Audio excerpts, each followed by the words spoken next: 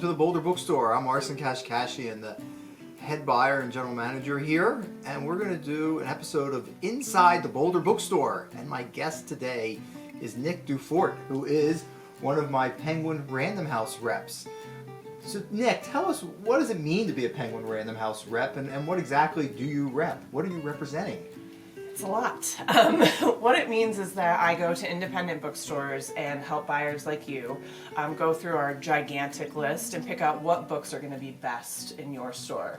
Not every book is a fit for every store, and my list in particular is small independent publishers, so they're very specific in what they do. Some of them do horror, some of them do very political books. It's a broad gamut type, 46 publishers. Yeah, so the publishers you represent aren't actually owned by Random House, right? They're indie presses, or what people think of as indie presses, but they're paying Random House to distribute them. Right. They pay us to do their sales and distribution. They handle all their own marketing and publicity.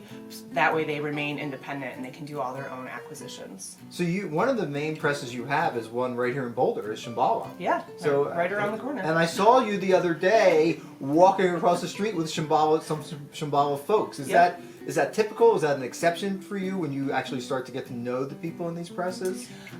It's kind of a perk that we get to meet all the publishers and kind of have the inside scoop on more than just Penguin Random House. Like, I get the inside scoop way more than my colleagues now. Well, the one thing though that's different about your job now, like when I first met you, you were selling children's books to Liesl. And then you started doing this a year and a half ago, maybe? A year ago. Okay, yeah. Well, you've done it so well, it seems like it's... Well, maybe that's wrong. It seems like it's longer because it's so good? No, I don't know. I'm sure it's positive. So anyway, so you used to be the children's rep. Yep. And what I loved, I bought children's books for a year or two. And what I loved about it is you could actually read the books. Like, you before the rep would come see me, I would have read 10, 15, 20 of the picture books, maybe more. I would have read some of the middle readers, some of the teen books. That's not really true as an adult buying from you now. Like, I haven't read a single book on the list you're selling me today. So, as a rep, though, you're still trying to read some, but you can't have... How's that adjustment been for you, not knowing the list like you would know it back then? It's definitely been tough. The books are a lot longer on the adult side. They have way more words. They have words I have to look up occasionally. It's really, I found, about reading like 3 to 5 chapters depending on the book and really just kind of getting a feel for the writing and who the reader is. I still have a really hard time putting stuff down though. I tend to read all the way through. All right, so you're about to sell me the list. This is the summer list. So what are some of your favorite books on this list? What are you going to start talking to me about in a little bit here? I have 2 favorite standouts, and they are wildly different. I have 24 Hours in Charlottesville, which is an oral history of what happened in Charlottesville with the Proud Boys, and it is the first of the oral histories from Beacon Press, so they're getting ready to do a whole new line. I could not put it down. I thought it would be really upsetting and depressing, and parts of it definitely were, but it was really interesting to kind of hear everybody's little piece. And then the other book is fiction. It's called A Little Blood and Dancing, and if Quentin Tarantino wrote a book, it's very violent, it's very gory, it's very strange. There were no quotation marks, so you kind of have to keep track of who's talking. There's no he said, she said. It was just a very different format for me, and another book that I could not put down. Yeah, adult books do things like that. Like teen books, you don't really see that. The format stuff, I'm like, this is so interesting. And people are like, yeah, we've been doing that for a long time. I'm still learning a lot. What's the setting of that novel? Like, where does it take place? It's Oklahoma. Oklahoma. Yeah, all right. I know. So I was going through your list. I had a couple of my own favorites for different reasons.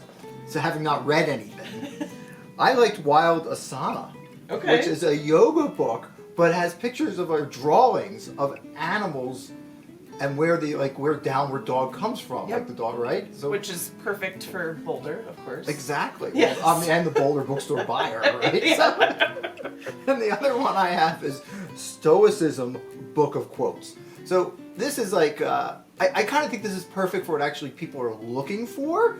People come in and they want like an actual philosophy. They think they want a philosophy book, from a Stoic philosopher from 2,000 years ago, but really what they want is a few self-help quotes. So I don't know who did this book for you guys, but you have distilled it down to 200 inspirational quotes that are probably barely related to actual Stoicism.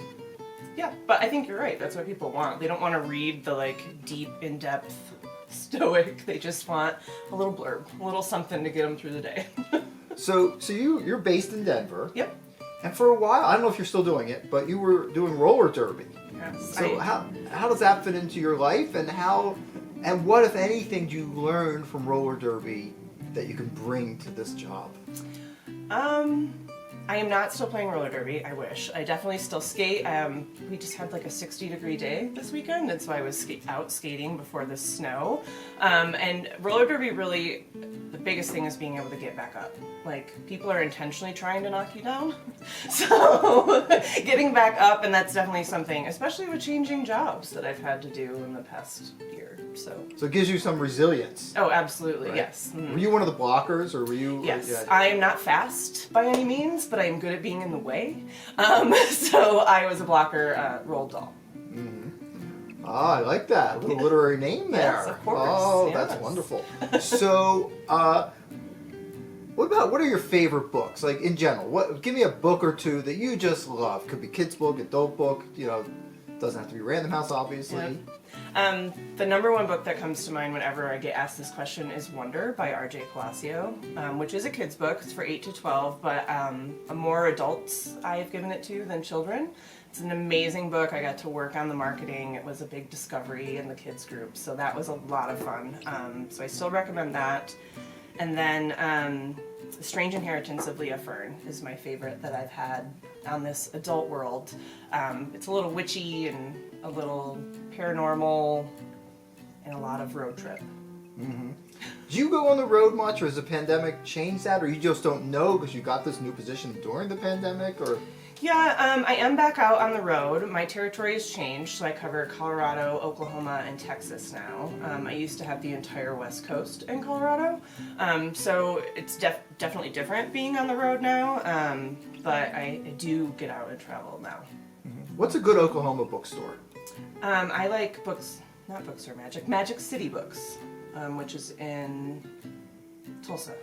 Yeah, Mm-hmm. So that's a good one. Yeah, I was really shocked at how much I liked Tulsa.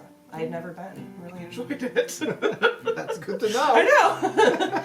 They have a minor league baseball team right up the street from the store. So. All right. The last question is, what's your very favorite thing about what you do? I get to kind of influence readers. I get to help figure out what's going to sell and what the next trend is and what covers are going to look like. Like, it's just fun to connect a reader with a book that they really love. I was a bookseller, so getting to still do that in a way is a really great thing. I miss that part. All right. Well, that was Nic DuFort, our Penguin Random House Distributed Lines rep. Thank you so much, Nic. If you've liked this episode of Inside Boulder Bookstore, please subscribe to our YouTube channel. Thank you very much.